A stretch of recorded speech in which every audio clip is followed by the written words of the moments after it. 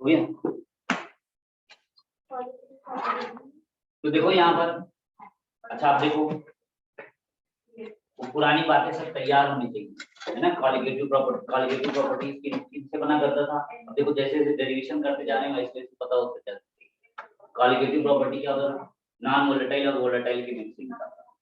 दूसरा पॉइंट क्या था कि यहाँ पर नंबर ऑफ पार्टिकल्स पर डिपेंड करता था। किसके डिपेंड करता था, सॉल्यूट के, और सॉल्यूट के नेचर पर डिपेंड नहीं करता था, जबकि सॉल्वेंट के नेचर पर डिपेंड करेगा। कब कब पता चलेगा, जब अभी बॉन्ड ऑफ फैक्टर निकालेंगे, वहाँ एसोसिएट हो जाया करेगा, डिसोसिएट हो जाया करेगा, वो सॉल्वेंट का ही तो नेचर होगा, तो उसके नेचर पर डिपेंड करता है। और क्या होता है, ये डाइल्यूटेड सेट होता है, वेरी डाइल्यूटेड का सेट होना चाहिए। और क्या बात होनी चाहिए, एसोसिएशन डिसोसिएशन नहीं होना चाहिए। और क्या होगा कि यहाँ पर कभी भी मोलैलिटी के टर्म में अगर हम प्रूव कर देंगे तो हम कहेंगे ये कॉलिगेटिव प्रॉपर्टी। तो देखो यहाँ पर हुआ क्या, जब हम सॉल्वेंट ले रहे थे तो सेमी परमिएबल मेम्ब्रेन में क्या होता है, सॉल्वेंट पार्टिकल का मूवमेंट होता है, यानी लो कंसंट्रेशन से हाई कंसंट्रेशन में होता है। यही जो वैल्यू है, देखो ये जो प्रेशर लग रहा है इसका, इसी प्रेशर को हम लोग क्या बोलते हैं, यही हमारा ऑस्मोटिक प्रेशर, और जिसकी वैल्यू क्या हो जाती है, pi is equal to CRT। यहाँ पर C क्या है, इसी को बोला करेंगे मोलर कंसंट्रेशन। देखो R क्या है, यूनिवर्सल गैस कांस्टेंट। E क्या है, एब्सोल्यूट टेम्परेचर। अब वो क्या दिया हुआ है, अब यहाँ पर ये मोल पर लीटर में होगा, और मोल पर लीटर में नॉन एसआई यूनिट होगी, तो यहाँ पर जो प्रेशर आया करेगा वो किस में आया करेगा, एटीएम में आएगा। और जब एटीएम में आएगा तो यहाँ से मतलब हमारा क्या होगा, बोलो आर की वैल्यू जो लेंगे तो कौन सी लेंगे, बोलो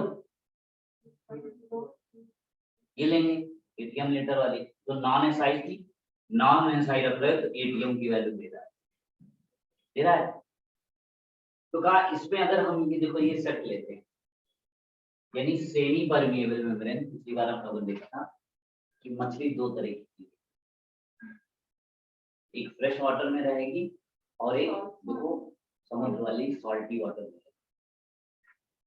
तो जैसे वहां हो रहा था कि लो कंसंट्रेशन से हाई कंसंट्रेशन, लो कंसंट्रेशन से हाई कंसंट्रेशन सॉल्वेंट पार्टिकल का मूवमेंट होता है। तो इस मूवमेंट की वजह से जो प्रेशर एग्जर्ट करता है, उसी प्रेशर को हम लोग क्या बोला करते हैं, वो ऑस्मोटिक प्रेशर। तो जब सॉल्वेंट पार्टिकल का आप कह रहे हैं पहले तो ये प्रूव करो ये कॉलिगेटिव प्रॉपर्टी है, तो हम लोगों ने क्या देखा था, जब हम लोग वेरी डाइल्यूट, अगर वेरी डाइल्यूटेड सॉल्यूशन ले लेते हैं, तो वेरी डाइल्यूटेड सॉल्यूशन में हमारे पास क्या होता था, बताओ क्या होता था, मोलैरिटी जो होती थी वो किसके इक्वल हो जाती है, मोलैरिटी के। क्यों, अगर वेरी डाइल्यूटेड ले लोगे तो मोलैरिटी और मोलैरिटी इक्वल हो जाती है। इसका मतलब क्या हो गया, पाई क्या था, मोलैरिटी था, तो पाई को हमने क्या प्रूव कर दिया, ये मोलैरिटी। तो इसका मतलब क्या हो गया, ऑस्मोटिक प्रेशर कैसा है, कैसी है, कॉलिगेटिव।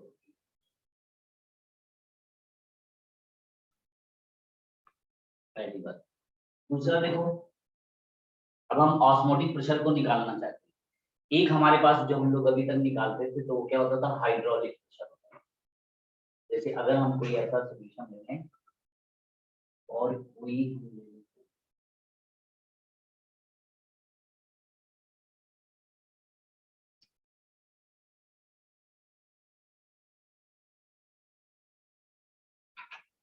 ये देखो क्या लिए, और उल्टा, और यहाँ पर क्या कर दिए हमने, इसको बांध दिया है, इससे सेमी परमिएबल मेम्ब्रेन बांध। ये हमारे पास सेमी परमिएबल।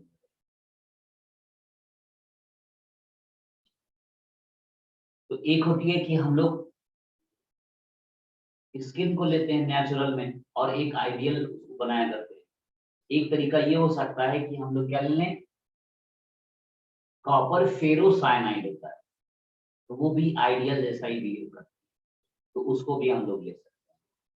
तो अगर हमने ये कोई ले लिया है सेमी परमिएबल मेम्ब्रेन और यहाँ से हमने इसको बांध दिया है किससे, सेमी परमिएबल मेम्ब्रेन से, और ये क्या करते हैं, इसमें हमने अंदर भर दिया है कोई सोल्यूशन भरा हुआ है, कोई सोल्यूशन जहां तक भरा था अब वहीं तक हम इसको सॉल्वेंट से भर देते हैं।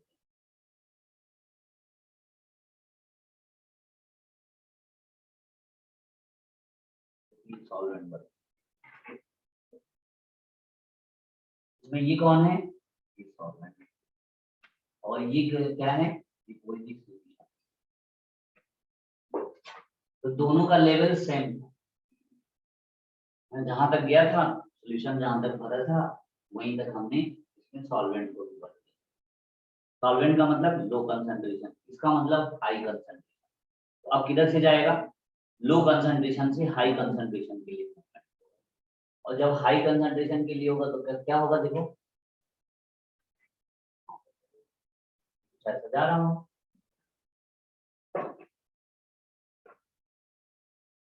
तो यही क्या होगा, ऑस्मोटिक प्रेशर। कैसे, सॉल्वेंट पार्टिकल मूव कर रहे होंगे और मूव कर रहे होंगे तो वो इस लेवल तक पहुंचेंगे। अब जब ये लेवल पर था तो अब ये धीरे धीरे बढ़ता चला जाएगा, और बढ़ता जाएगा तो ये मान लो कुछ हाइट तक आ गया। अब पहले, अब इसमें क्या करेगा, एक हाइड्रोलिक प्रेशर भी वर्क करेगा, और जो हाइड्रोलिक होगा तो वो देखो क्या कर रहा होगा, यहाँ पर क्या होगा, जो ऑस्मोटिक प्रेशर था, ऑस्मोटिक प्रेशर वो क्या था, पाइप था, और ये किस डायरेक्शन में काम कर रहा है, अपवर्ड। अब देखो एक इसमें हाइड्रोलिक प्रेशर भी वर्क करेगा, वो किधर करेगा, देखो डाउनवर्ड।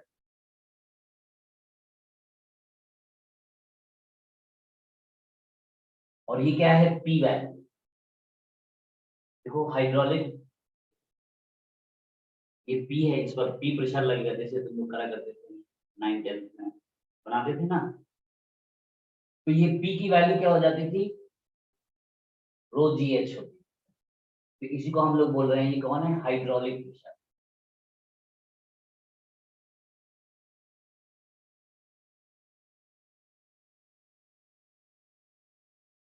और ये किधर लग रहा है, ये डाउनवर्ड डायरेक्शन में लग रहा है, ये अपवर्ड लग रहा है और वो डाउन में लग रहा है। तो जब ऐसा होगा ये इक्विलिब्रियम पर आ जाएगा, है ना, दोनों प्रेशर जहां इक्वल इक्वल हो, तो देखो क्या वैल्यू हो जाएगी, पाई इज इक्वल टू क्या था, सी आर टी, और ये किसके इक्वल हो गया है, और यही तुम्हारा क्या बन गया है, तो ये कब आया है, एट इक्वल,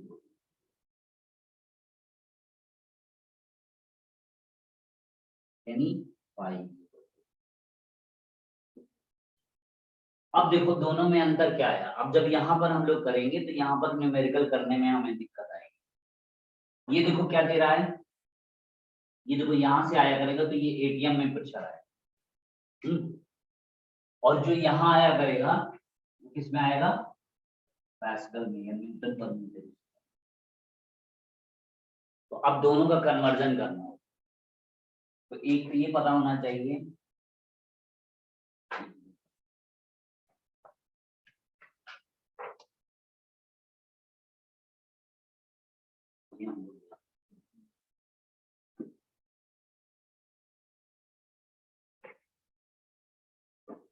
तो पहली बात 1 एटीएम कितना होगा, बोलो 1.01325 ऐसा कुछ होता है, into 10 पावर ऑफ 5 न्यूटन पर मीटर,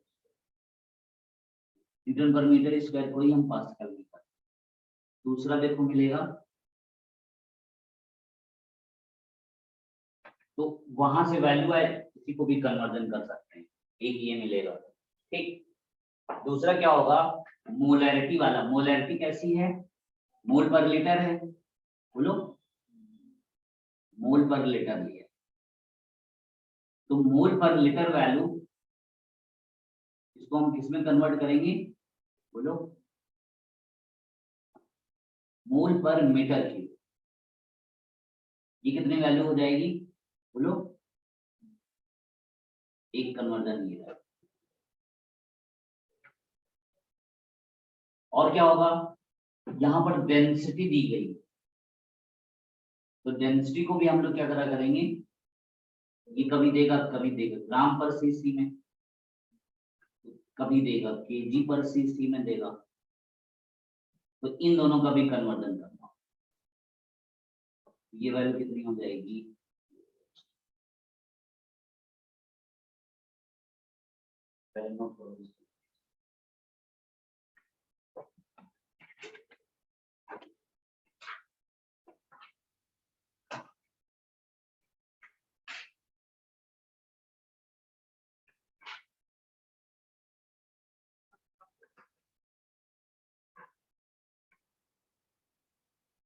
ये क्या है, कोई एच हाइट।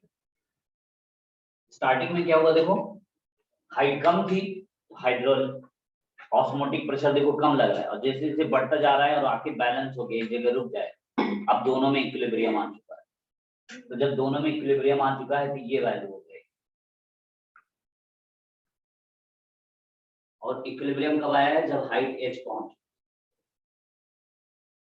तो देखो एच जब 0 होगा तो हाइड्रोलिक प्रेशर कितना है, 0 है, और जैसे जैसे एच बढ़ता जाएगा तो देखो वेरी होता जाएगा, बढ़ता जा रहा है, और बढ़ने के बाद अब एक जगह फिक्स हो गई, अब हाइट फिक्स हो जाएगी।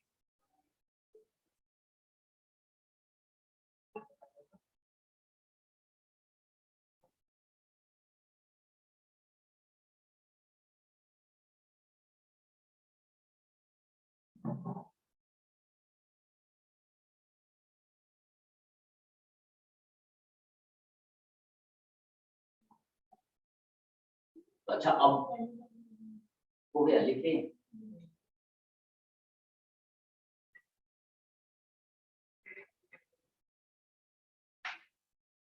कि आर की वैल्यू क्या है, यूजीसी मतलब क्या है, यूनिवर्सिटी ग्रांट कमीशन।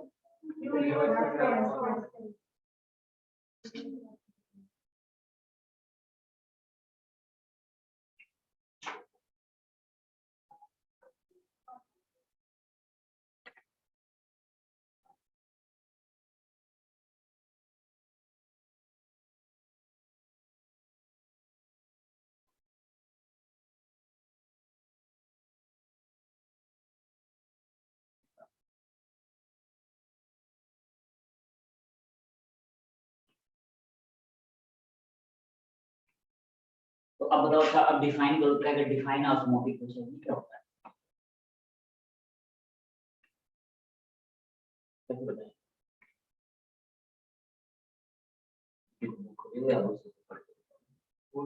अब यहाँ से बताओ, बंद करो फिर, अब बोलो,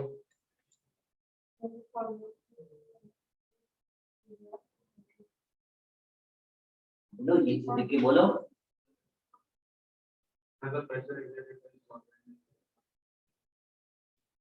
ये बोलो ना, कहाँ लग रहा है प्रेशर, सेमी परमिएबल मेम्ब्रेन, तो pressure exerted at semi-permeable membrane by solvent body is known as osmotic pressure. Pressure exerted by solvent particle at semi-permeable membrane is known as osmotic pressure. तो सॉल्वेंट पार्टिकल का movement किधर से होगा, low concentration to high concentration. बात क्या है, movement of solvent particle कैसा होता है, low concentration to high concentration. क्यों ऐसा, पानी तो ऊपर से नीचे बहता है, हाई टू लो होता है, लेकिन ये कैसे हो गया?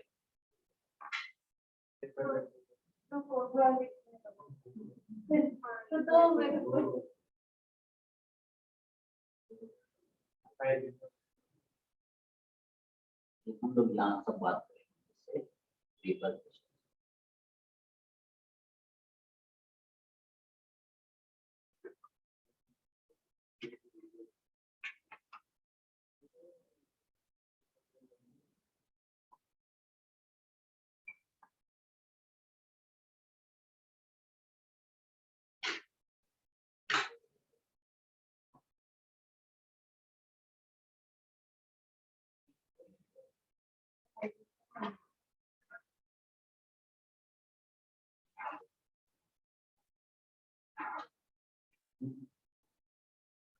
फिर अब कहा हो गया,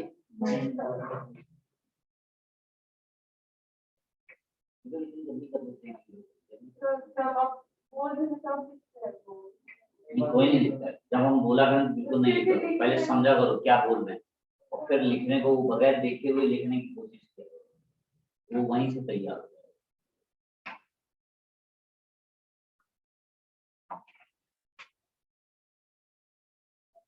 क्या कहेंगे, मूवमेंट और सॉल्वमेंट।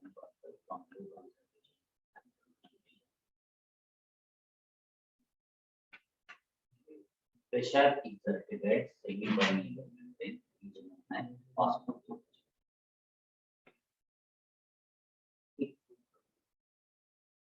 लिखना है क्या? कौन सा? Pi is equal to C R T. हाँ, ये दोनों प्रेशर इक्वल हो जाएंगे, एक फोर्स अपवर्ड लग रहा है और एक फोर्स नीचे लग रहा है। ऑस्मोटिक प्रेशर किधर लग रहा है? Upward direction. सॉल्वेंट पार्टिकल बढ़ते जाएंगे तो उसका लेवल बढ़ता चला जाएगा, लेवल बढ़ना शुरू होगा तो हाइट की वजह से प्रेशर अब नीचे की तरफ लगना शुरू हो जाएगा। तो रो जी एच जो पढ़ा करते थे तो अब ये नीचे की तरफ लगने लगे, तो अब दो दो फोर्स लग रहे हैं ना, एक इधर लग रहा है एक इधर। अब ये दोनों जब इक्विलिब्रियम पर आ जाए, रुक जाए इक्विलिब्रियम पर आ जाए, तो अब ये दोनों फोर्स इक्वल हो गए, या प्रेशर का दो प्रेशर इक्वल हो गए। लेकिन अब एक में आ रही है एटीएम में, एक नॉन एसआई से निकाला जाता है और एक एसआई यूनिट से निकाला जाता है, तो बस अब उसी का कन्वर्जन करना है।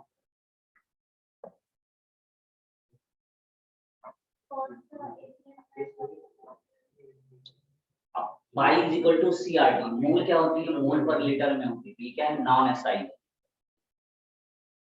इसको एसआई बनाना है तो क्या करेंगे? 1000 mole divided by metre cube से कर देंगे, इसमें कन्वर्ट हो गया। लीटर यूनिट नहीं होती है, मीटर क्यूब, बस वही कन्वर्जन करना है।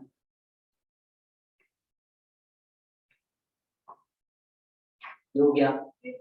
फिर देखो एक बात होती है रिवर्स ऑस्मोसिस, सबसे मेन जरूरी कहानी ये है,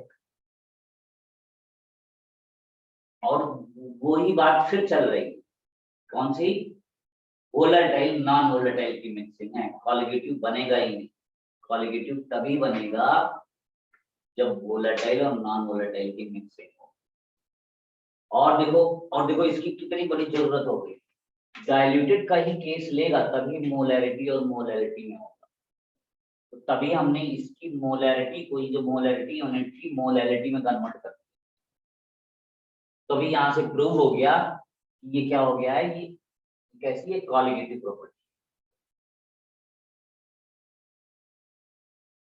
अब तो मोमेंट हो गया, तो अब कहा भी करते हैं हम इसी का यूज करते हैं। तो देखा होगा तुम लोगों ने जो हेमा मालिनी करती है केंट आरो का रिवर्स ऑस्मोसिस, तो अब उसको देखते हैं कि रिवर्स ऑस्मोसिस क्या होता है। तो जैसे गल्फ कंट्री होती है तो वहां क्या होता है, पानी इतना साफ मिलता नहीं, तो वाटर को प्योरीफाई करने के लिए और जो रिवर्स ऑस्मोसिस से प्रोसेस होती है तो उससे हमारे पास बहुत अच्छी प्योर वाटर। देखो इसको कैसे करते हैं, इसमें देखे होगे उसमें लिखा रहता है चारकोल से पास कराते हैं, ओजोनाइट से पास कराते हैं। है ना। और क्या रहता है, अल्ट्रावायलेट रेज पास कराते हैं। तो ये प्रोसेस क्यों करेगा, चारकोल क्यों मिलाया, ये तुम्हें उसके फीचर्स में बताएगा।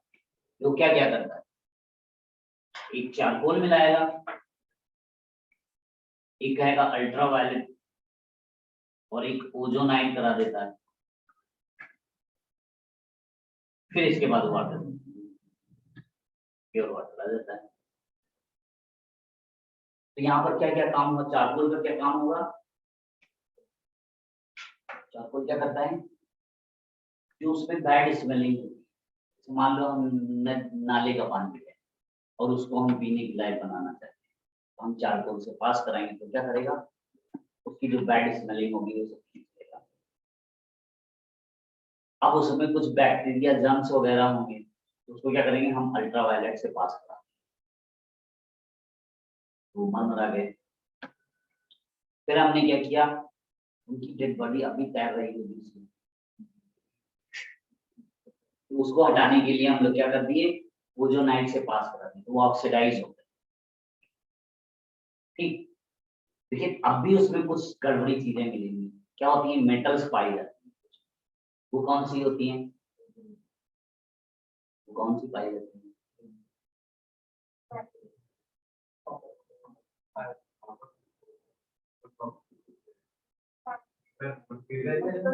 में आर्सेनिक और एंटीमनी, है ना, आर्सेनिक और एंटीमनी ये मेटल्स पाई जाती है, तो फिर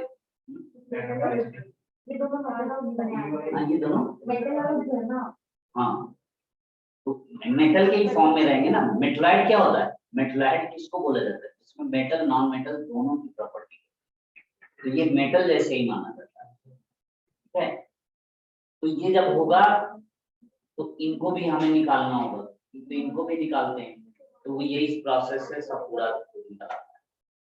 ठीक, तो प्योर वाटर मिल गया और यहाँ से हम लोग कैसे निकालते हैं, अब ये फिल्टर लगा के और ओजोनाइड वगैरह पास कराए, अल्ट्रावायलेट को ओजोनाइड से तरह वो ऑक्सीडाइज होके बाहर आ जाएगा, एक्सट्रैक्ट कर लेंगे, है ना। तो ये देखो ये इतनी बातें रहती। तो अब करते हैं हम लोग रिवर्स ऑस्मोसिस, देखो होगा कैसे, ये है क्या, ये लिखे ना सबने, हटा दें।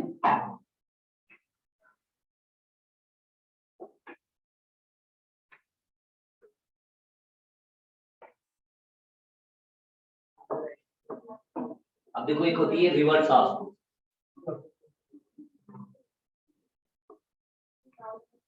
रिवर्स ऑस्मोसिस में देखो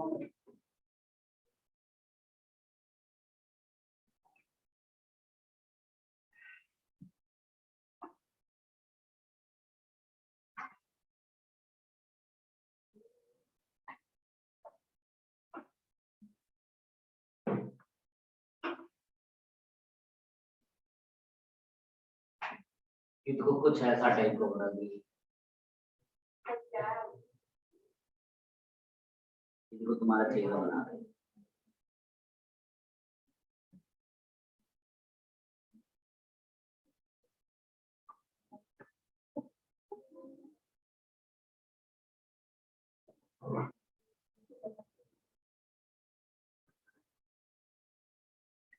ये देखो ऐसा होगा कुछ होगा। तो अब इधर से देखो प्योर वाटर पास हो रहा है, देखो ये कुछ फोर्स लग रहा है, देखो ये फोर्स, ये कौन सा फोर्स है, ये कौन सा फोर्स है, ये देखो ऑस्मोटिक प्रेशर लग रहा है। अब या इधर बढ़ता चला जाएगा और जब बढ़ेगा तो ये देखो इधर आता जा रहा है, और यही क्या बनता जा रहा है, ये हाइड्रोलिक प्रेशर बनता जा रहा है।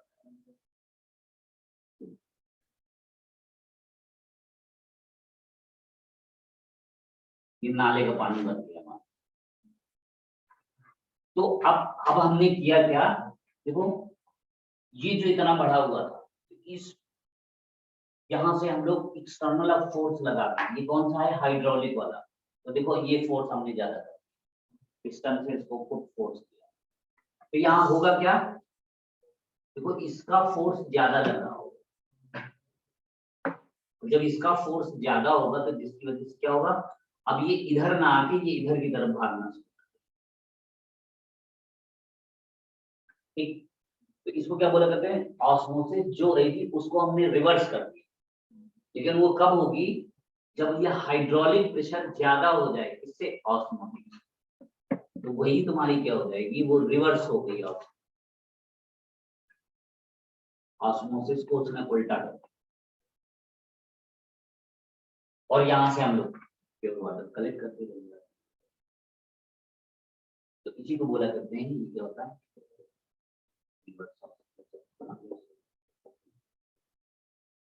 यहाँ पर क्या होता है, कौन है ये, हाइड्रोलिक, हाइड्रोलिक, और ये कौन है,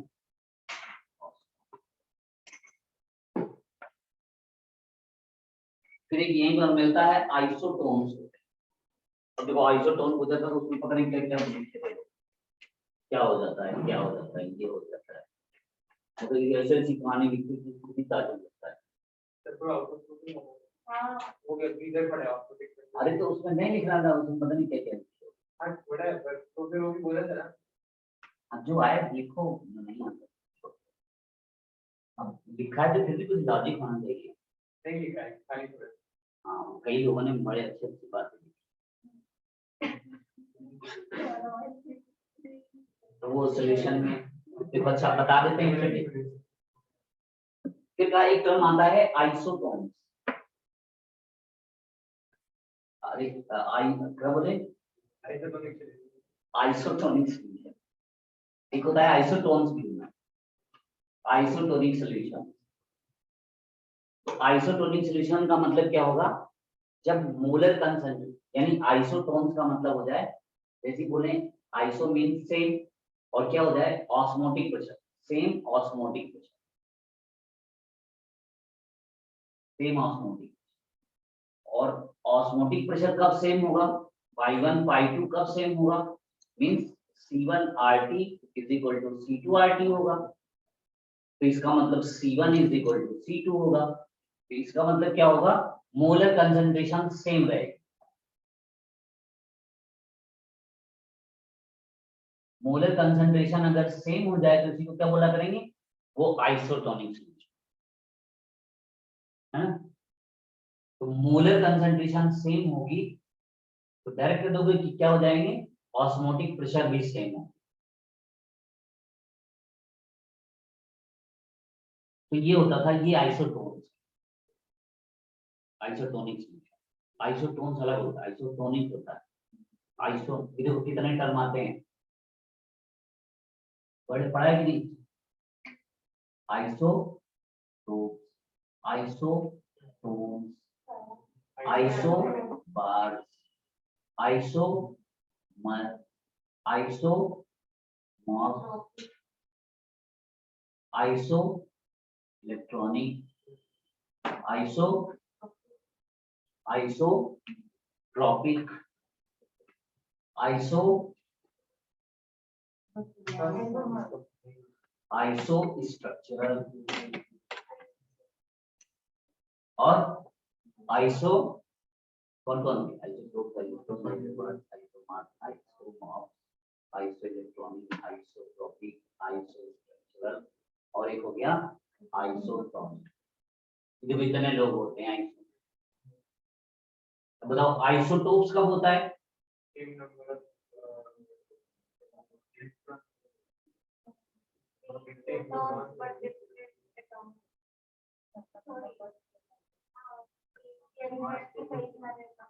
कार्बन 12 की आइसोटोप ली जाती है, जब एटॉमिक नंबर सेम हो जाए और सेम ही एलिमेंट में होगा उसको हम लोग आइसोटोप बोलते हैं। आइसोटोन्स किनको बोलते हैं, न्यूट्रॉन्स होते हैं। आइसोबार्स किनको बोलते हैं, एटॉमिक वेट या मास। अच्छा एटॉमिक वेट और एटॉमिक मास में डिफरेंस क्या है, ये दोनों एक है कि अलग अलग है, अलग अलग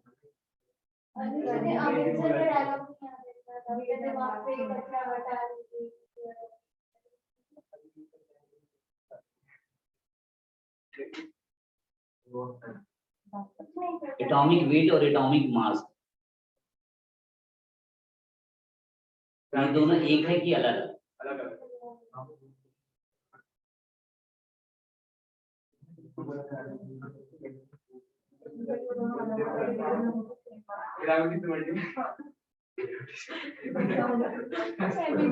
अगर सेम है तो दो नाम अलग के।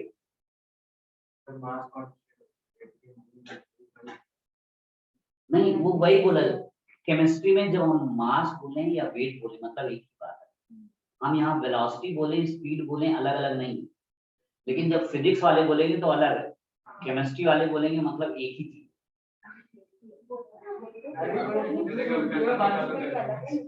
ये एटॉमिक मास बोले या चलो एटॉमिक नंबर बोले, और एक होता है एटॉमिक मास बोले, एटॉमिक वेट बोलो, और एक होता है, और क्या होता है, एक बोला जाता है मास नंबर। मास नंबर, चलो आप बताओ, मास नंबर और एटॉमिक वेट, एटॉमिक मास, इन दोनों में क्या अंतर है? मास नंबर बोलते हैं और एक एटॉमिक मास बोलते हैं। ये दोनों एक हैं कि अलग अलग? तो जब दोनों सेम है तो नाम क्यों अलग?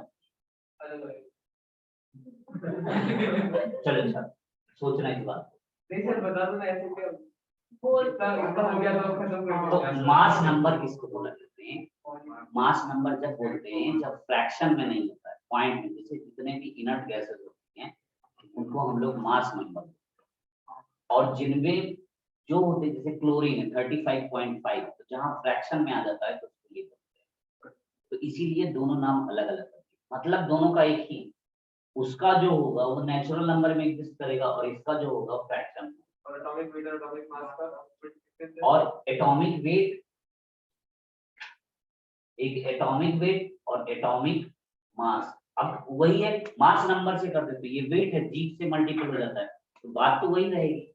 मैंने सही बोला था। हाँ, ये दोनों सेम है, लेकिन एक होता है मास नंबर और एक होता है एटॉमिक वेट बोलो या एटॉमिक मास बोलो, इन दोनों के बीच जो रिलेशन होता है तो वो कैसा होता है? फिर ये बताओ, ये आइसोमॉर्फ्स क्या होता है?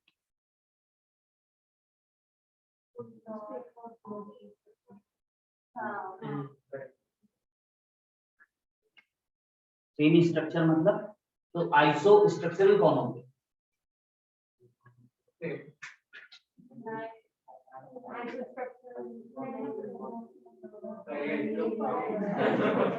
जल्दी ये बताओ तो कहाँ पर कार्य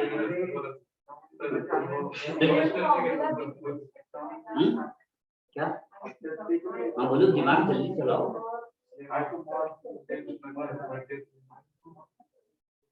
इनमें क्या होता है, एटॉमिक नंबर का कंपोजिशन सेम होता है, एटॉमिक कंपोजिशन सेम होता है, जैसे KMnO4, जैसे KMnO4, जैसे KClO4, तो देखो 114 ऐसा। अब आइसो इलेक्ट्रॉनिक किसको बोलते हैं? है ना, आइसो इलेक्ट्रॉनिक में दो बातें हैं, ने उस पर बहुत जोर दिया है। आइसो इलेक्ट्रॉनिक का मतलब इलेक्ट्रॉनिक स्ट्रक्चर भी होता है, इलेक्ट्रॉनिक कॉन्फ़िगरेशन भी होता है, जिसको SPDF बोलते हैं। तो नंबर ऑफ इलेक्ट्रॉन तो सेम रहे ही, साथ में क्या होता है, इलेक्ट्रॉनिक कॉन्फ़िगरेशन भी सेम होना चाहिए। तो आपको गौरव, आइसोट्रॉपिक क्या होता है ये पढ़ा था हम लोगों ने, क्या होता है फिजिकल डायरेक्शन। आइसो स्ट्रक्चरल क्या होता है, जिनका स्ट्रक्चर हाइब्रिडाइजेशन में देखा करते थे, कौन कौन सा है, दोनों के ज्योमेट्रिकल वो सेम है, शेप ज्योमेट्री और सेम मिल जाए। और एक होता है आइसोटोनिक, तो यही पढ़ते हैं, ठीक। वो भी कुछ होता है, देख लेना, सब लिखा होगा पहली पेज, ठीक। अब देखो, और आइसो मतलब वो लैटिन में होता है, उसका मतलब होता है, चलो रिवर्स ऑस्मोसिस हो गया और आइसोटोनिक सॉल्यूशन हो गया। तो अब हम लोग आगे चलें। अब आते हैं न्यूमेरिकल। अच्छा पहले अभी वो बचा, एक और बचा है, लास्ट हो जाए तो खत्म। अब एक होता है बॉन्ड हाफ फैक्टर। हटा दें, लिख लिए ना तुम लोग, लिखो जल्दी से। इतना किताब मत खोला है, जब हम रहा करें तो मत खोला। ये तो देख लिया करो, पहले देख लिया करो, तो बाद में देख लिया करो, जब हम पढ़ा दें फिर उसके बाद देख लिया। वो तो क्या लिखोगे? नहीं, अभी पूरा हम कर दें, उसके बाद हम चले जाते हैं, तुम्हारे पास ही बुक रहेगी, चली तो नहीं जाएगी, और वो टॉपिक गायब नहीं हो जाएगा। अरे घर चले जाओगे तो गायब हो जाएगा क्या, तो रहेगी तो तुम्हारे पास। अब आराम से देखो नाम से, और अगर ऐसी पढ़ने की हो तो हम भी ऐसी लेके अपना पढ़ाया करें, तो पढ़ाते हमारी बहुत आसान हो जाएगा। आपसे ही ऐसे पढ़ाना है कि तो बड़ा आसानी से हो जाएगा, तो डिक्टेट करते जाए, चलो इसमें पढ़ा दिया करेंगे आप, चलो वही है तो ये तो सब लोग के पास होगी, तो इसमें हम दिखा दें देखो ये हो रहा है, ये हो रहा है, हो गया, लाओ, तो खत्म हो जाएगा तुरंत। बगल वाले से देखो दिखा कर, चलो अब ये देखो देख लो, देखो वन ऑफ फैक्टर हो गया या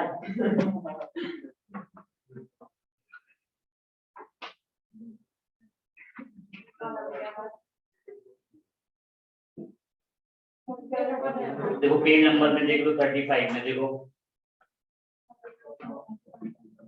दिख रहा है, पेज नंबर 35 में देखो। तो देखो इसमें क्या कहा,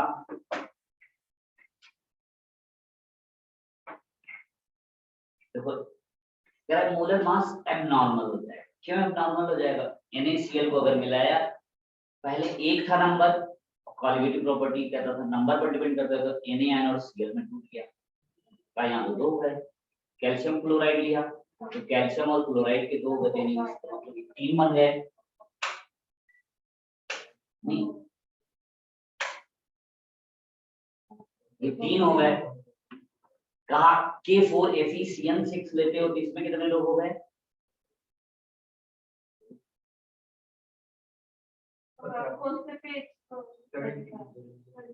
किसी पेज पर नहीं, हम पूछ रहे हैं। K4FeCN6 है, इधर में इसमें नंबर ऑफ मोल्स कितने हैं, K4FeCN6 लिखो जरा, कॉपी में लिखो K4FeCN6 आयनाइज्ड।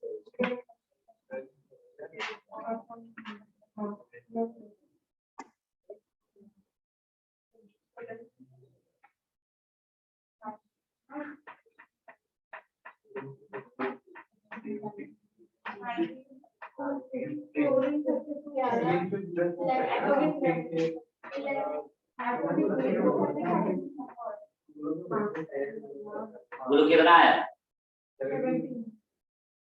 तुम्हारा कितना आया, और किसी का आया, तुम्हारा 17 आया, फिर 11 आया।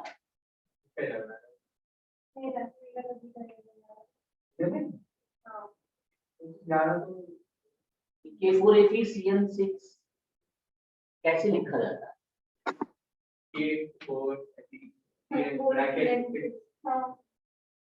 दिखाओ तो कैसे लिखा है। यदि तुम लोग ऑक्सीडेशन स्टेट नहीं निकाले थे इसमें आयरन की, आयरन के ऑक्सीडेशन स्टेट निकाले थे, ये कौन से कंपाउंड बोले जाते, किस तरह का कंपाउंड बोले जाते, इनकी खासियत की ऑक्सीडेशन स्टेट कैसे निकाले गए। हाँ ये बराबर है, हमारे को करना लिखा पूरा मान ये देखो तुम लोग ये जब करे थे तो ये बताओ अच्छा जरा, मेरे बच्चे ये बताओ, यहाँ ये कहा करता था कि आयरन के ऑक्सीडेशन स्टेट की कराया गया था कि नहीं, 11 ऑक्सीडेशन रेडॉक्स में पढ़े थे कि नहीं, इसका ऑक्सीडेशन नंबर कितना आता, +2 कैसे आता, ये वाला ब्रैकेट क्यों लगाया, ये टूटा करता था तो कैसे टूटता, K4K+ और तो ऐसे ही क्यों लिखा कर, इनको तोड़ के तो नहीं लिखते थे कभी, ये लिखा जाता है तो ऐसे ही कंपाउंड लिखा जाता है। ये आगे चल के हम लोग पढ़ेंगे, कोऑर्डिनेशन कंपाउंड नाम की एक चीज है, उसमें ये देखा गया, ये क्या देखा गया, जैसे ब्लड है तो ब्लड में है आयरन मौजूद है, तो आयरन जो मिला करता था तो कहा वो इसी तरह से मिला करता था, क्लोरोफिल जो मिला करता था तो वो ऐसे मिला करता था मैग्नीशियम, वो पूरे के पूरे आयनाइज नहीं हो पाते। जबकि हमारे पास जो एलम्स होते थे, एलम्स का जनरल फार्मूला बताओ, एलम्स क्या होते हैं?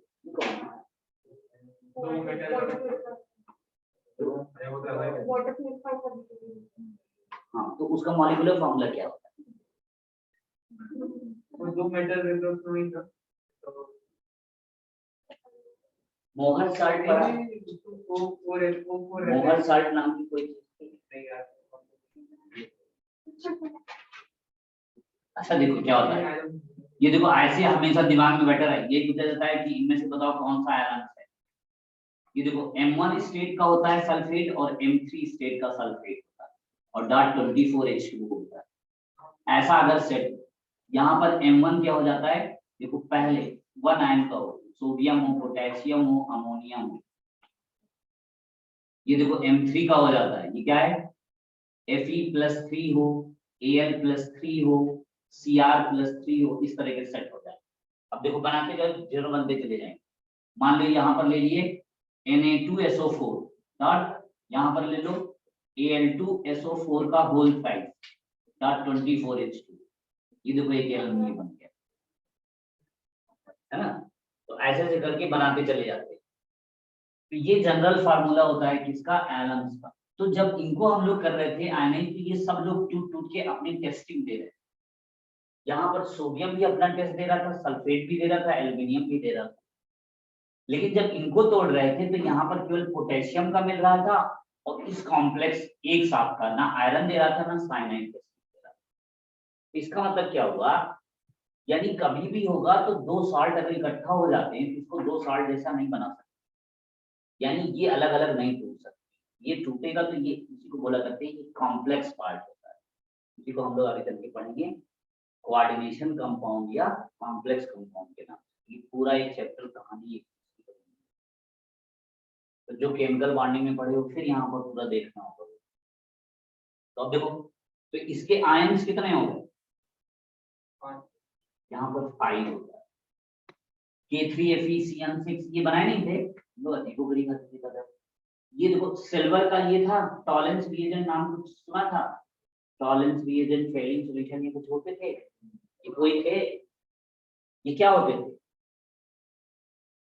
तो इसमें अगर हम पूछे तो सिल्वर का कितना होता है oxidation state,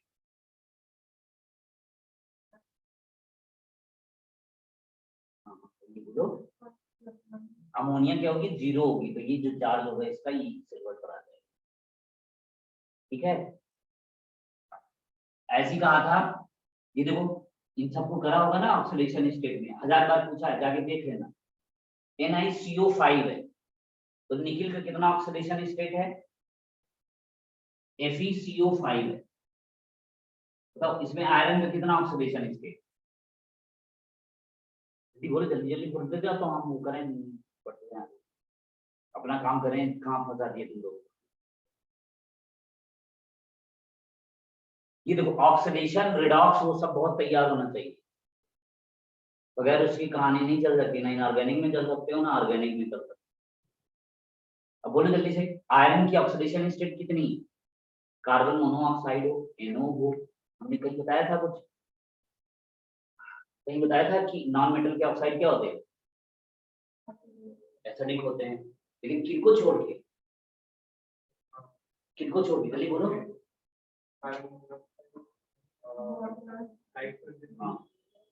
carbon monoxide, NO और H2O, H2O हो, N2O हो, F2O हो, CO और NO। ये क्या होते हैं, CO और NO न्यूट्रल होते हैं, न्यूट्रल होते हैं तो इनकी ऑक्सीडेशन स्टेट 0 हो जाती है, और जब 0 हो जाती है तो यहाँ पर आयरन जो रखा हुआ है वो 0 स्टेट का रखा हुआ है, ऐसे कहते हैं NiCO4। यहाँ पर भी निकिल बैठा हुआ है वो 0 ऑक्सीडेशन स्टेट का है, क्योंकि मिलता नहीं है, लेकिन फिर भी जीरो का ऑक्सीडेशन स्टेट। तो ये क्या होता है, कोऑर्डिनेशन, ये पूरा एक चैप्टर मिलेगा, फिर उसमें आपको डिटेल में। तो यहाँ पर वही काम करेगा, कहेगा ये इस तरह के कंपाउंड है तो कितने आयंस दिया करें। तो अब देखा करेंगे कितने आयंस मिलते हैं। अब आयंस मिलने के भी तरीके होंगे। क्या होगा, देखो होता क्या है, कहा अभी तक हम लोग क्या करते थे, NaCl ले रहे थे, तो NaCl के कुछ मोल्स मिल रहे थे ना, और जैसे ही हमने NaCl को पानी में डाला तो क्या हो गया, Na आयन में और Cl में डूब गया। लेके तो चले थे और बन गए, तो हमें छोटे बड़े से तो लेना देना नहीं था, उसके नेचर से तो लेना देना नहीं था। यहाँ तो नंबर में 2 बन गए, और जब नंबर में 2 बन गए तो क्वालिटेटिव प्रॉपर्टी तो डिस्टर्ब हो गई। क्वालिटेटिव प्रॉपर्टी किस पर डिपेंड कर रही, नॉन वोलेटाइल के नंबर पर, और यहाँ नंबर ही बदल जा रहा है, क्वालिटेटिव प्रॉपर्टी भी बदल जाएगी। तो अब कहा इसको अब सही करने का तरीका क्या है, तो कहा अब कितने तरीके अच्छा मॉलिक्यूल्स हो, कहा ऐसे हो सकते हैं जो पूरे टूट जाया करेंगे, एक लेके चलेंगे, देखो MgCl2 लेके चले और ये टूट के क्या बना दिया, 2Cl बना दिया। कितने हो गए, 3 हो गए। AlCl3 लेके चले थे, एक लेके चले थे, और ये बन कितने गए, बन गए। तो कहा आप इससे तो बड़ा डिस्टर्बेंस हो जाएगा। कहा कभी ऐसा होगा कि हम 4 मोल फास्फोरस के लेके चलेंगे, किसमें कन्वर्ट हो जाएगा, B4 में। 4 लेके चले थे, 1 बन गया। हम सल्फर के 8 लेके चले थे, ये क्या बन गया, 1 बन गया। तो क्या होगा, डिसोसिएट हो सकता है, एसोसिएट हो सकता है। तो अब इसमें निकालने का क्या तरीका होगा, कैसे सोचा जाए। तो वॉन हाफ ने कहा कि अब देखो इसके तरीके हो, एक आई वैल्यू, तो उसी को बोला करते हैं हम लोग van't Hoff factor. Van't Hoff factor क्या है, आई की वैल्यू क्या होती है, कहा पहले जो लेके चले हो, कितना मोल लेके चले थे, 1 मोल लेके चले थे, अब मिल कितना गया, 2 मिल गया है। क्या कहेंगे, मोल्स बिफोर एसोसिएशन और डिसोसिएशन, ऊपर क्या लिखा करेंगे, आफ्टर एसोसिएशन और डिसोसिएशन। ठीक, ये बात हो गई। तो कहा इसी की वैल्यू हम बोला करेंगे आई, यानी इसके लिए आई की वैल्यू कितनी हो गई, 1 हो। कहा अच्छा चलो, ये बात तो थी कब के लिए, जब 100% आयनाइज हो जाता, यानी पूरा का पूरा टूट गया। लेकिन कहा हम लोग आयनिक इक्विलिब्रियम में पढ़े थे, पूरा पूरा नहीं हो सकता है, तो डिग्री ऑफ डिसोसिएशन नाम की कोई चीज पढ़े थे। अब मान लो 30% हो रहा है, 40% डिसोसिएट हो रहा है, तो अब उसमें कैसे पता है, उसको भी ऐसे ही बताएंगे। तो पहले देखो तुम इसमें, तो देखो यही कहा कि वो आई की वैल्यू, तो कहा बॉन्ड ऑफ फैक्टर, यानी यहाँ पर क्या हुआ करेगा, पूरा खेल किसके लिए कर रहे हैं, ये मोलर मास निकाला करते हैं, और जब मोलर मास निकालते हैं, मॉलिक्यूलर वेट निकाला करते हैं, वही डिस्टर्ब हो जाता है। अब एक का 2 बन गया तो अब वो डिस्टर्ब हो जाएगा, जब डिस्टर्ब हो जाएगा तो उसके लिए वैल्यू निकाल। तो देखो यहाँ पर नीचे कहा, तो मॉलिक्यूलर वेट को रिलेट करा करते, तो देखो मॉलिक्यूलर वेट क्या होता था, मोल्स लेते थे और किसमें, नॉन वोलेटाइल के मोल्स को वोलेटाइल के वेट पर करा करते थे, तभी तो मोलैलिटी आती थी। यानी मोलर मास आई की क्या होगा, इनवर्सली हो गया,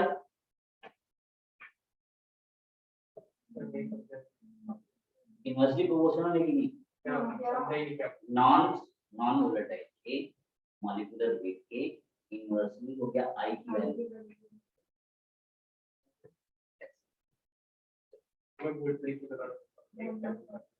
अब देखो, अब किताब खुली आ रही तो ऐसे ही बताया करेंगे, किताब अगर बंद किया करोगे तो ऐसे बताए, समझ लो।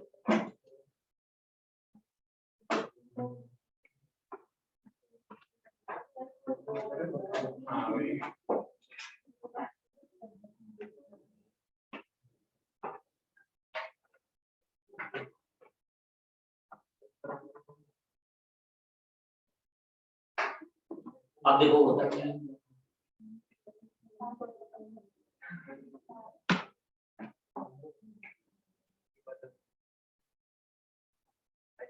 देखो एक होता है वांट ऑफ फैक्टर है, कहा इसकी वैल्यू ये होती क्या है, ये कौन है। कहा यहाँ पर क्या हो रहा था कि हमारे पास नंबर ऑफ नॉन वोलेटाइल बदल जा रहा है, और जब नंबर बदल जा रहे थे तो यहाँ से अब कुछ प्रॉपर्टी हमारी कॉलिगेटिव प्रॉपर्टी जो थी वो डिफर होती है। पूरी कॉलिगेटिव प्रॉपर्टी में हमारे पास मेन खेल किसका होता था, यहाँ पर जो हम लोग निकालते हैं वो क्या निकाला करते हैं, मोलर मास निकाला। मोलर मास किसका, किसका, नॉन वोलेटाइल वाले। वो सब दे देते थे, इसका डेल्टा टीवी इतना है ना, वो उसका वेट इतना ले लिया, इसका इतना ले लिया, तो अच्छा ये बताओ जो नॉन वोलेटाइल में लाया है उसका मोलर मास कितना, ये तो करा करते थे। तो कह रहे मोलर मास जब निकाल रहे थे तुम, तो अब नंबर तो बदल गए, तो अब तुम्हारा तो सही आएगा नहीं, तो गड़बड़ हो जाएगा, और उसी के लिए हम पूरा खेल खेल रहे हैं। तो अब कहा इसके लिए हम लोग क्या करेंगे, ऐसा होगा तो भी हम पहले से अब अलर्ट हो जाए। तो कहा एक तो तरीका ये होगा, NaCl लिया तुमने और ये क्या हो गया NaIN और Cl आयन में, तो इसके लिए अगर I बताना हो तो क्या बताया करेंगे,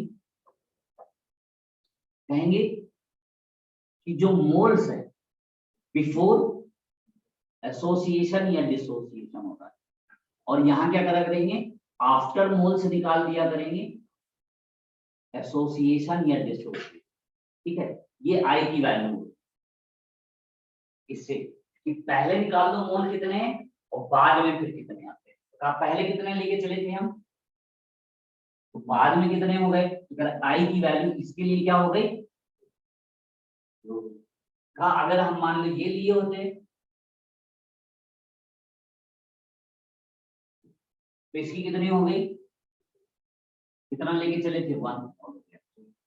अगर हम इसको लेके चले होते तो बोलो,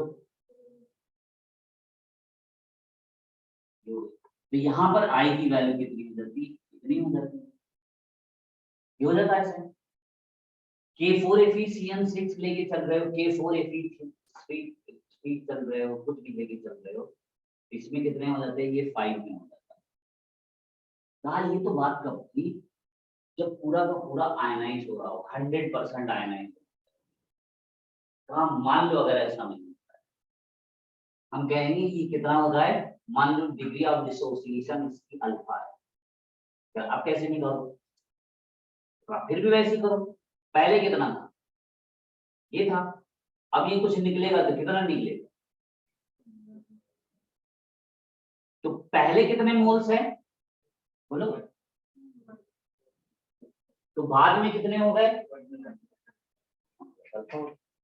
तो इसके लिए अब हम लोग आई की वैल्यू कितनी हो जाएगी, जरूरी नहीं होगा सब 100% आयनाइज, वो क्या होंगे, फ्रैक्शन में होंगे, और जब फ्रैक्शन में होंगे तो डिग्री ऑफ डिसोसिएशन देगा।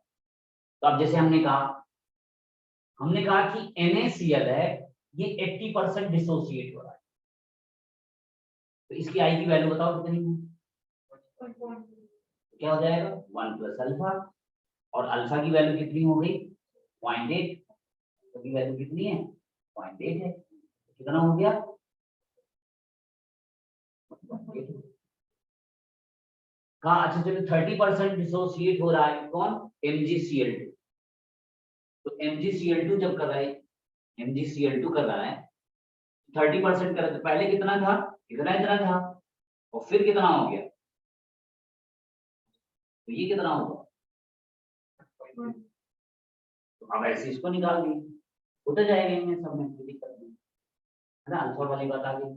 अब जरा देखते हैं अच्छा एसोसिएशन डिसोसिएशन की बात बताओ, तो एक होता है वांट ऑफ फैक्टर, तो वांट ऑफ फैक्टर में पहले लिखो ये किसके लिए हम लोग करते हैं, ये एबनॉर्मल मोलर मास डिफाइन करता है, तो एबनॉर्मल मोलर मास होगा, ये किसके लिए आता है, मोलर मास को डिफाइन,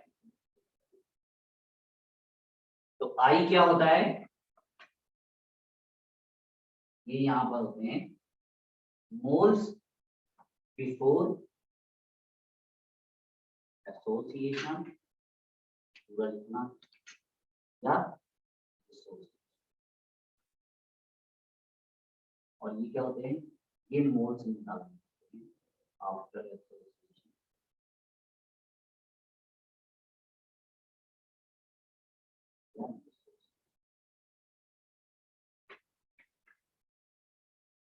ये होता है। यहीं से आई की वैल्यू हमारे पास आ जाती है।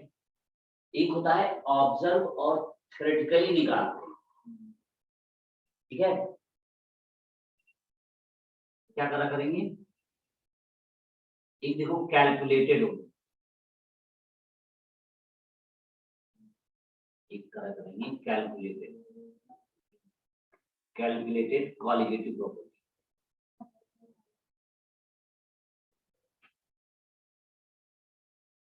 और एक क्या होती है थ्योरेटिकल।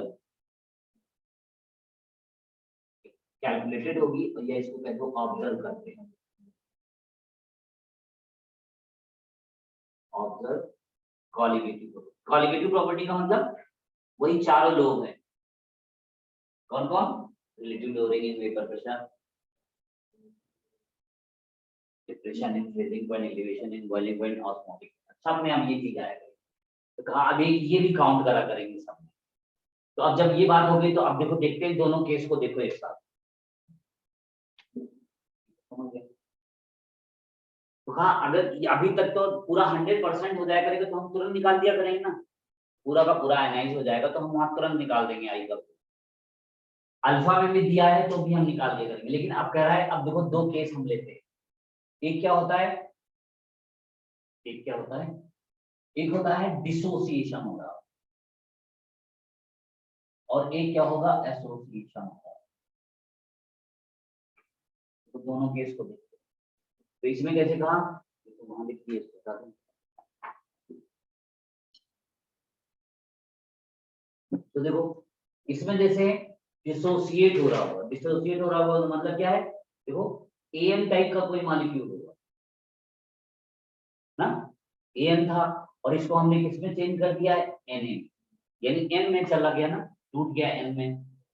जैसे हम बोला करेंगे NaCl में एन की वैल्यू कितनी, 2, MgCl2 में एन की वैल्यू कितनी, 3, जैसे हम बोला करें AlCl3 में एन की वैल्यू कितनी, 4। एन जो है पूरा टोटल है, समझ गए। अब कहा कि अगर ये टूटता है तो अब जरा इसको अल्फा के टर्म में हम देखना चाहें तो इनिशियली हमने कितना लेके चले, ये होता। अगले वाले में देखो ये अगर 1 था, इससे अल्फा अगर निकला तो यहाँ बनता कितना, मान लो और जनरलाइज करो, ए लिए होते, ए मोल्स लेके चल रहे हैं तो ए से क्या हो जाता, ये ए था और इससे निकलता कितना, ए अल्फा निकलता। तो देखो 1 मोल से n मोल बन जा रहे हैं, फिर जो बनता है 1 मोल से n मोल बनता है। तो ए अल्फा निकला तो यहाँ कितना बनेगा, हो गया। चलो आई की वैल्यू थी क्या, आई की ये थी, तो पहले टूटने से पहले कितने मोल थे, टूटने के बाद कितने हो गए, तो कुछ जोड़ो बताओ, बोलो। तो ए माइनस ए अल्फा और एन ए अल्फा, तो कितना हो गया, ए माइनस ए अल्फा प्लस, हो गया। अब जब इसमें देखो ए कट गया, ऊपर नीचे को कैंसिल कर देते, कितनी वैल्यू आ गई, 1 और 1 माइनस अल्फा और एन अल्फा, तो अल्फा निकालो प्लस अल्फा निकाले तो क्या हुआ, n माइनस 1 हुआ, खत्म हो गया। तो आई की वैल्यू क्या आ गई, 1 प्लस अल्फा n माइनस, आई की वैल्यू क्या आ गई,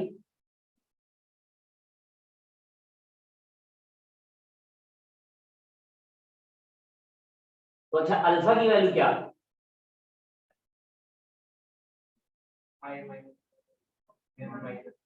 अल्फा i माइनस 1 और n माइनस, तो कह रहे अब जो जब बताओ अल्फा क्या है, अल्फा अगर 0 हो जाए, अल्फा अगर 0 हो गया तो आई की वैल्यू कितनी हो जाएगी, यानी इसका मतलब क्या है, डिसोसिएशन नहीं हो रहा होगा तो कितना होगा, आई कितना होगा, 1 ही होगा। और कहा अच्छा अगर अल्फा को तुम कर दो 1 तो आई की वैल्यू बताओ कितनी, अल्फा को कर दो 1, तो आई की वैल्यू कितनी, n हो गया। यानी अल्फा मूवमेंट कहां से कहां कर रहा है, बोलो 1, और वो भी तो आई कहां से कहां तक चला जाता है,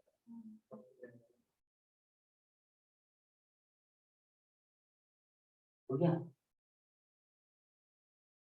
बोलो। अब जरा इसमें बताओ, एसोसिएशन में बताओ। अब इसके केस तो वो देख ही लिए, अब एसोसिएशन के भी ढेर सारे हो सकते हैं, है ना। फिर इसमें होता क्या है, जब एसिटिक एसिड को हम मिला देते हैं, देखो CH3COH, तो ये क्या हो जाता है, ये डाइमराइज हो जाता है, इसके 2 मोल लेते हैं तो ये 1 मोल बन जाता है, ये इस तरह का। ऐसी बेंजोइक एसिड भी होता है, इसको जब हम इसके 2 मोल लेते हैं तो यहाँ जाके 1 मोल बन जाता है। जब 1 मोल बन जाते हैं तो फिर आप दिक्कत वाली बात होगी, तो आप ऐसे ही इसको इसके लिए देखो, तो इसको हम करें तो इसको उल्टा कर लें, यहाँ बी से दिखा देते हैं, ये NB था तो क्या बन जाता,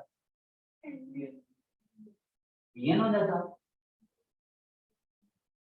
तो आप जरा बताना इसके कितने लिए, मान लो A मोल लिए तो 0 थे इनिशियल, अब इक्विलिब्रियम पर आओ, अगर इसका A था तो इससे निकलता क्या, A अल्फा निकलता। तो देखो इसके N मोल से कितने मोल बन जाते हैं,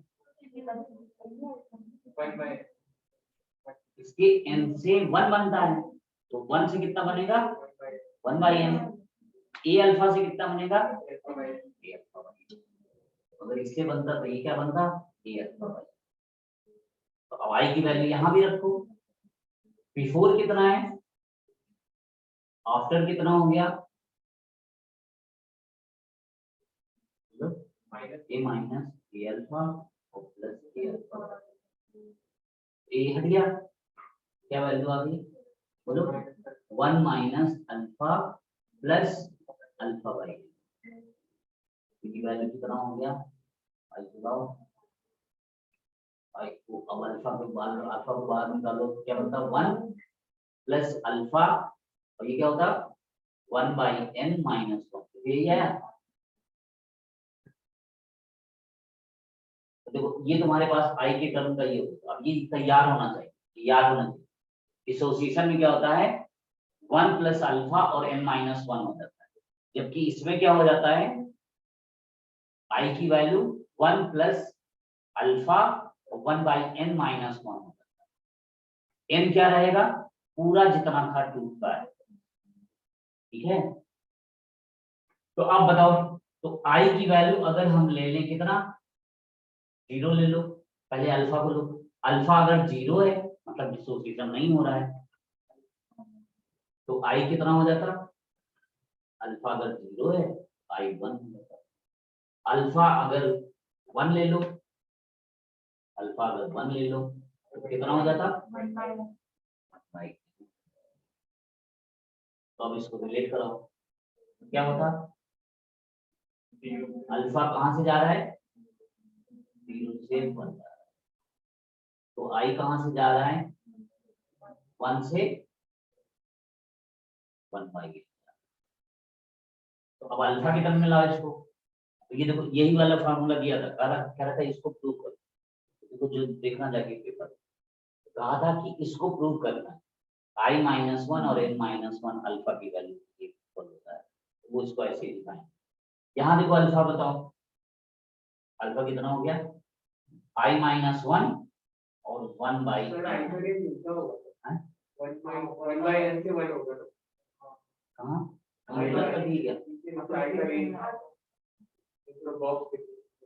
ये वाला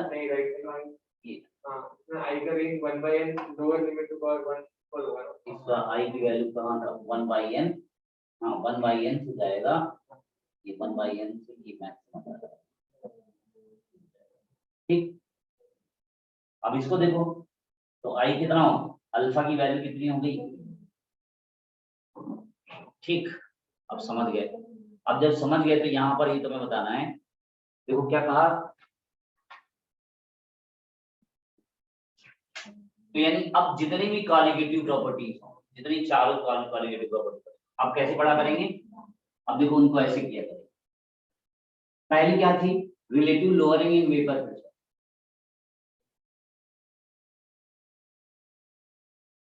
यहाँ कौन आता था? तो अब आई के साथ मल्टीप्लाई।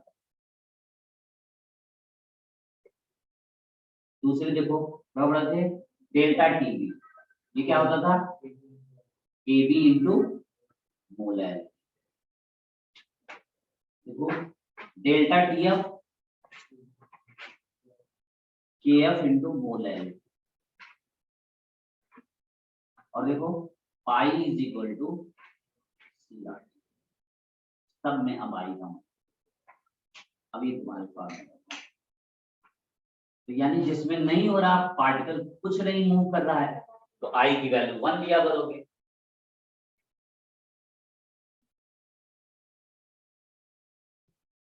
ठीक है, ये दोनों आमने सामने लिख और ऐसे ये फार्मूले अब हमें पता होने चाहिए। तो दो चार बार जहाँ ड्राइव कर दोगे, डेरिवेशन कर दोगे, याद हो जाएगा। फिर अगर नहीं भी आई तो इसको अज्यूम करना है कि इसको कुछ नहीं हो रहा, मतलब बिना इसके करेंगे ना। हाँ, वो बताएगा। वो जब बताएगा तो इसका मतलब क्या है? अल्फा। वो बताएगा डिग्री। अपने को जैसे बता रहे हैं, अब देखो करते हैं न्यूमेरिकल। ये था ना,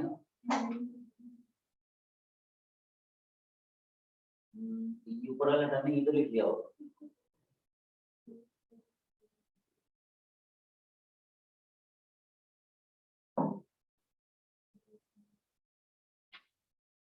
अब देखो जरा मोलर मास की बात कर रहे हैं, ये क्या थे? सब कॉलिगेटिव प्रॉपर्टी थी कि नहीं? तो मोलर मास क्या बना करता? मोलर मोलैरिटी होती है ना, मोल्स होते थे। कौन से? Non volatile. नॉन वोलेटाइल क्या होगा? मोल्स का मतलब वेट अपॉन मॉलिक्यूलर वेट। यानी कॉलिगेटिव प्रॉपर्टी किसके इनवर्सली प्रोपोर्शनल होती है? मोलर मास के।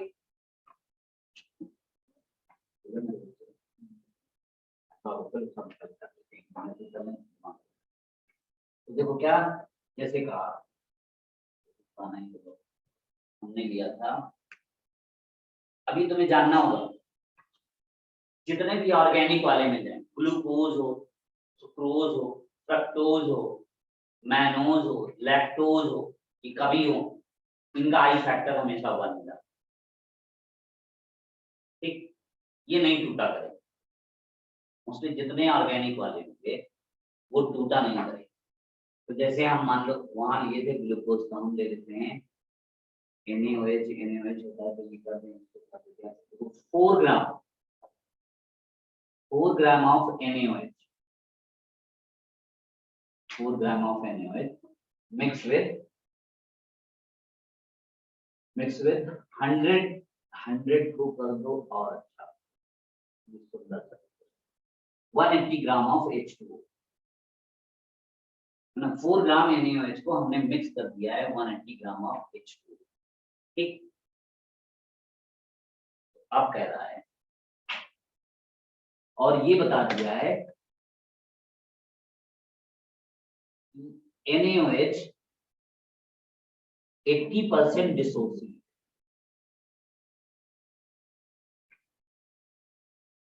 Then find out, अब बताना है क्या क्या बताना है। चलो सब बता सकते हैं। क्या बता दिए? देखो KF मालूम है, KB पता है, प्योर फॉर्म में H2O मालूम है, H2O प्योर फॉर्म में बता है कितना 24 मिलीमीटर। KB की वैल्यू कितनी होती है? 0.5। KF की वैल्यू कितनी होती है? ये दिया है। और क्या देते हैं, मान लो डेंसिटी दे दी है 1.1 ग्राम पर सी, ये दे दिया है। और क्या जरूरत पड़ेगी? और हो जाएगा। जो पहला निकालना है लोअरिंग इन वेपर प्रेशर बता। दूसरा तुम्हें बताना है relative lowering in vapour pressure बता। तीसरा तुम्हें बताना है डेल्टा टीवी बता दो। चौथा तुम्हें बताना है टीवी बता दो। पांचवा तुम्हें बताना है डेल्टा टीएफ बता दो।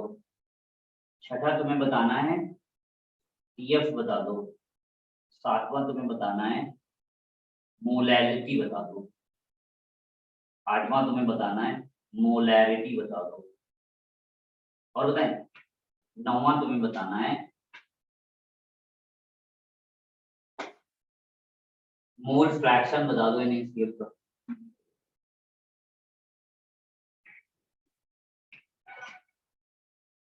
दसवां तुम्हें बता दो, 12 हो जाए तो सुंदर लगेगा ना। 10वां हो जाए तुम्हारा मोलैरिटी हो गया, मोलैरिटी हो गया। वेट बाई वेट परसेंट बता दो NaCl का।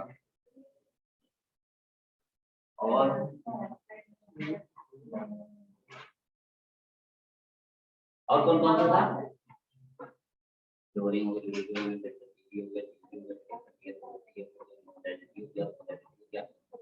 और अभी एक छोड़ दिए ना, वो कौन? ऑस्मोटिक प्रेशर बता दो। ऑस्मोटिक और एक और बताओ सुंदर सा, कौन सा नाम लेंगे?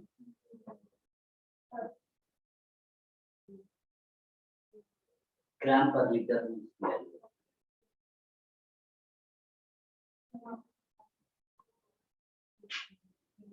और बढ़ाया जाए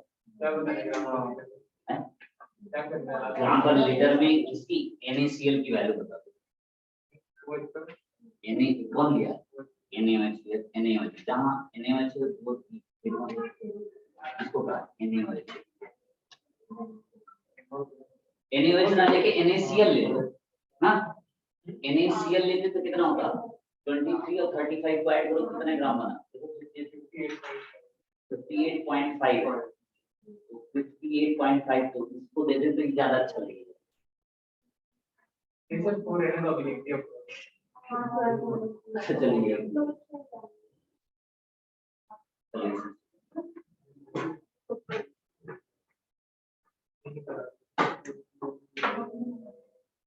NaOH वैसे देखने में अच्छा नहीं लगता है ना, ये सॉल्ट तो बनेगा नहीं। NaOH एक बेस टाइप का हो गया तो थोड़ा गंदा टाइप का, उतना सुंदर नहीं लगता। सुंदर नहीं लगेगा तो अच्छा ये कर दो, हम इसको ये ना लिख के हम कर देते हैं कुछ भी है AB टाइप का है और इसका मोलर मास कितना है? 40 है।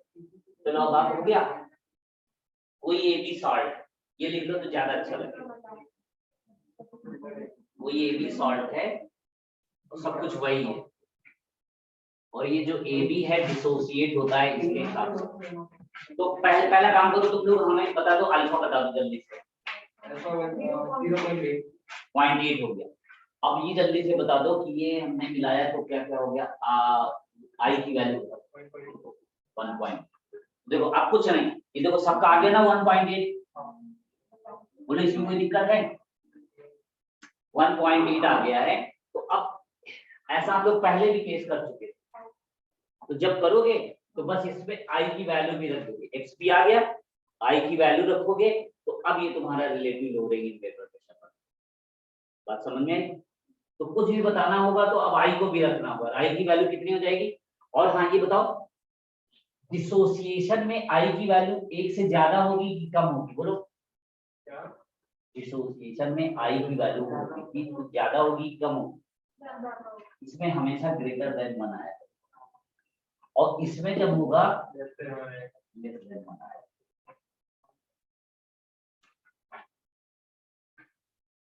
तो उसमें आई 1 से बड़ा हो जाता है, इसमें 1 से एक ये करोगे और फिर एक दे देते हैं, इसी को बिल्कुल ऐसे ही रिलेट।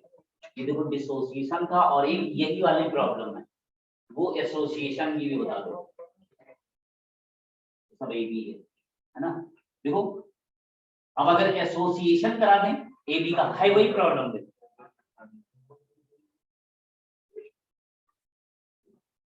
ये करोगे कल वाले में करना है तुम्हें। देखो क्या करना है, एसोसिएशन AB का करा देते हैं।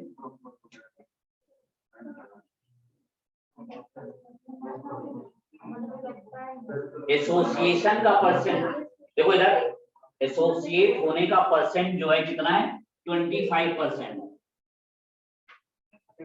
देखो यहाँ पर सब कुछ वही है, वहां डिसोसिएट हो रहा था 80%, तो यहाँ एसोसिएट हो रहा है 25%।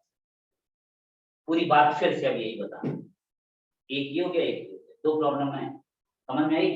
रहे बुझवान बच्चे क्या बोले हैं? बताओ क्या बताया?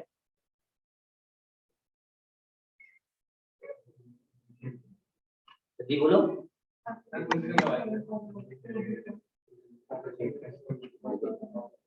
अरे बेवकूफ बच्चे देखो इधर,